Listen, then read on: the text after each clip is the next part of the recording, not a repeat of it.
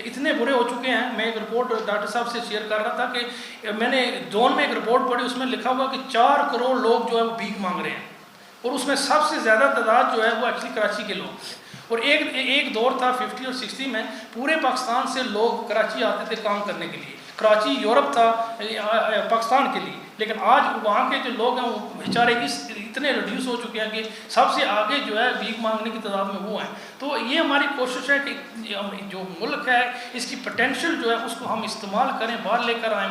اور جو یہ ڈیڈ لوگ ہیں نا, اس وقت ہم بڑی عجیب سی ڈیڈ لوگ میں چلے گئے ہیں, اور اس ڈیڈ لاک سے باہر نکلنے کے لیے ہمارا ماننا یہ ہے کہ تیسری کوئی پارٹی آئے جو بیسیکلی ایک تو عوام کے پاس جائے اور عوام کی سپورٹ لے, اور پھر اسٹیبلشمنٹ کے ساتھ کسی قسم کا جو ہے کنسلٹیشن کرے کہ یہ جو ڈیڈ لاک ہے یہ پاکستان کے لیے بڑے خطرناک ہے. کیونکہ آپ جانتے ہیں کہ ایک طرف تو پوری عوام کی طاقت چلی گئی ہے, اور دوسری طرف جو ہے 75 سال سے ایک اسٹیبلشمنٹ ہے, ایلیٹ ہے, اس کی طاقت ہے. اب بیچ کا راستہ نہیں ہے, اب کمپرومائز کیسے ہوگا؟ کنسلٹیشن جب تک آپس میں کرنے کے لیے تیار نہیں ہے, اپنے پوزیشن پہ وہ بچ کرنے کے لیے تیار نہیں ہے. ہماری کوشش کو, ہمارے پاس بہت سارے لوئر موجود ہیں, باہر سے بھی لوئر موجود ہیں, پاکستان سے بھی لوئر موجود ہیں. ہماری کوشش ہے کہ ہم یہ لوئر جو ہے, یہ ہمارا کام ہی یہی ہے کہ کنسلٹیشن کرنا, لوگوں کے آپس میں جو ہے صلاح کرانی. تو آپ جب کہیں کسی کا جھگڑا ہو جاتا ہے, یہاں تو ٹرائبل سسٹم ہے, تو آپ جانتے ہیں کہ جرا کتنی ضروری ہوتی ہے کہ بیٹھ کر لوگ جو ہے وہ ایکچولی ایک دوسرے کے جو معاملات حل کریں. یہ سچویشن پاکستان بھی اسی طرف چلی گئی, اور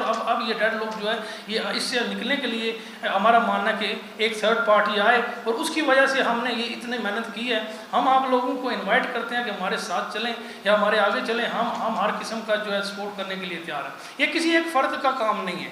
اگر کوئی کہتا ہے کہ میں اور میری پارٹی آپ کو اس دل سے نکال سکتے ہیں, to be honest with you they are joking with them self, and آپ اپنے ساتھ بھی مذاق کر رہے ہیں, آپ لوگوں کے بھی ساتھ مذاق کر رہے ہیں. اس پاسبل ہی نہیں ہے. ہمیں تھنک ٹینک چاہیے, آل واک آف لائف سے چاہیے. یہ نہیں کہ وہ چند لوگ چاہیے, ہمیں ایکچولی لوگ چاہیے all different walk of life جن کو ایکسپیرینس ہے. اور ہمارا ایک جو ہے نا, ہماری پارٹی کا بہت بڑا اثاثہ جو ہے وہ باہر بیٹھا ہوا ہے, جو یورپ میں ہے, یو کے میں ہے. تو ہماری کوشش ہے کہ ان لوگوں کو بھی انوالو کیا جائے, کیونکہ وہ لوگ جو ہیں پیسے تو یہاں پہ بھیج رہے ہیں, لیکن جب تک ان کی ایکسپیرینس اور انویسٹمنٹ جو ہے یہاں پہ نہیں آئے گی تب تک ہمارے جو ہے نا حالات بدلنے والے نہیں ہیں. ہماری کوشش ہے کہ ان کو انگیج کریں. کیونکہ میری زیادہ انٹریکشن جو ہے باہر رہی ہے, باہر کے لوگوں سے رہی ہے. مین آفسر میرا آفس جو ہے وہ لندن میں ہے, تو میری پریکٹس بھی مین وہیں تھی, تو وہاں کے لوگوں سے میری بہت انٹریکشن ہے.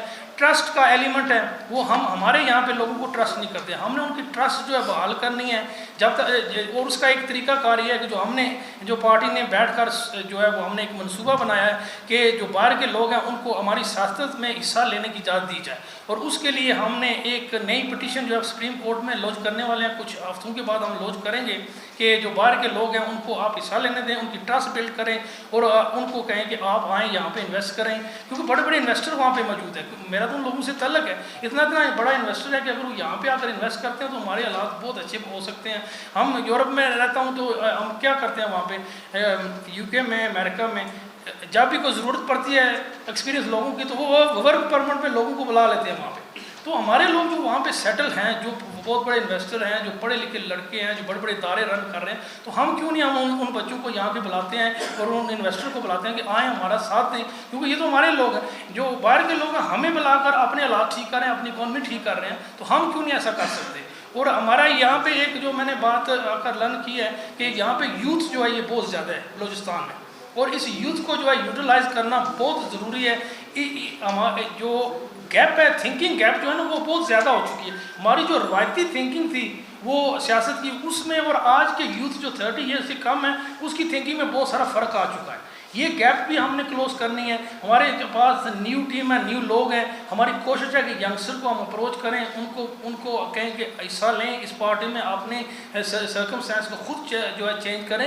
یہ طریقہ کار نہیں ہے کہ ہم یہ پچھلا جو سال تھا اس میں سب سے زیادہ لوگ پاکستان چھوڑ کر باہر گئے ہیں. اتنے حالات ہمارے خراب ہو چکے ہیں.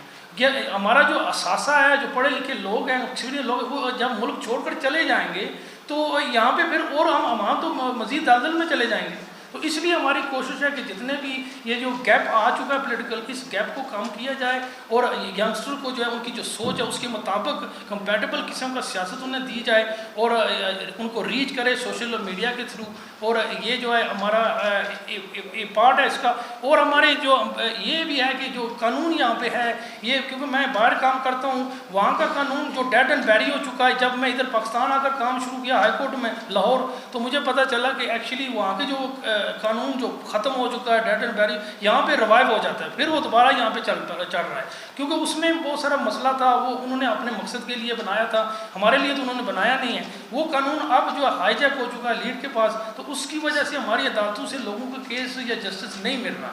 میں آپ کو سمپل اگزامپل ڈاکٹر صاحب کو دیا تھا کہ یہ کوئی ایک ایکسیڈنٹ ہوا تھا ریسنٹلی، تو اس میں 1860 کا جو ایک ایکٹ تھا وہ لاگو ہوا۔ وہ 1860 میں آپ جانتے ہیں کہ ہمارے لوگوں کے پاس کوئی گاڑی نہیں تھی، گاڑی تھی تو وائٹ مین کے پاس، تو اس نے اپنے مقصد کے لیے وہ بنایا، تو اس میں کوئی سزا ہے ہی نہیں، کیونکہ اس اپنے آپ کو سزا تو دینے نہیں والے تھے، تو اس میں صرف اور صرف کمپنسیشن۔ تو اس طرح ہمارا جو ہے نا یہ سارے کا سارا جو لا ہے اس کو تبدیل کرنا ہے۔ اس کے بعد ایجوکیشن سسٹم جو ہے اس پہ کام کرنا ہے۔ ایجوکیشن سسٹم ہمارا جو ہے یہ کمپیٹیبل نہیں ہے ہمارے ریلیجن اور کلچر میں، تو اس کو ہم نے اپ ڈیٹ کرنا ہے۔ وہ بھی ہمیں وائٹ مین دے کر گیا تھا، ہمارے پاس اب تک اتنی ایبلٹی نہیں آئی کہ ہم اس کو ایکچولی چینج کر سکیں۔ اس میں اب مزید پرابلم یہ ہو رہی ہے کہ ہمارے پرائیویٹ، ایک تو پرائیویٹ گروپ ہے ایجوکیشن کا، ایک پھر ہمارا جو ریلیجس گروپ ہے ایجوکیشن کا، اور ایک ہمارے پبلک اسکول کا جو ہے وہ ٹیچنگ ہے۔ یہ تینوں جب جوان ہوتے ہیں ان کی انڈرسٹینڈنگ نہیں ہوتی، کیونکہ ڈفرینٹ اسکول آف تھاٹ سے یہ آتے ہیں، تو اس لیے اس کا بھی یہ بھی ہمیں بہت بڑا جو ہے ایشو بنا ہوا ہے۔ ہماری کوشش ہے کہ ایک کمبائنڈ ایجوکیشن سسٹم ہو،